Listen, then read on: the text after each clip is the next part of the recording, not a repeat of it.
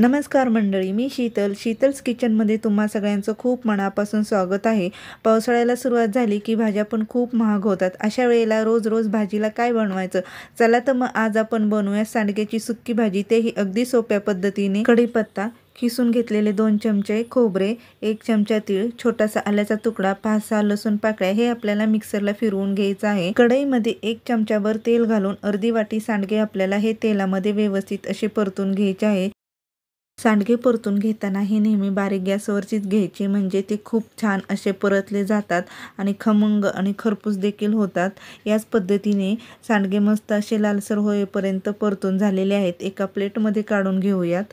कढईमध्ये 2 चमचे तेल घालून मोहरी, जिरे, कढीपत्ता आणि बारीक कापून घेतलेला अर्धी वाटी कांदा घालून हे आपल्याला मस्त कांदा लालसर होईपर्यंत परतून घ्यायचा आहे। कांदा देखील लालसर होईपर्यंत परतून झालेला आहे आणि मिक्सरला फिरवून घेतलेले वाटण घालून ते सुद्धा आपल्याला एकसारखं असे परतून घ्यायचं आहे। वाटण व्यवस्थित एकसारखं परतून झाल्यानंतर हळद, घरगुती कांदा लसूण मसाला हे पुन्हा आपल्याला एक अर्धा मिनिट परतून घ्यायचं आहे। चवीनुसार मीठ आणि भाजून घेतलेले सांडगे आपण ह्याच्यामध्ये घालणार आहोत।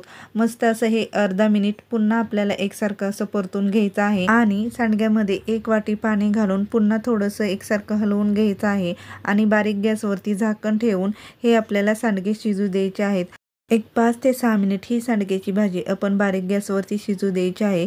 एक 5 ते 6 मिनिटानंतर तुम्ही बघू शकता मस्त अशी सांडग्याची भाजी झालेली आहे।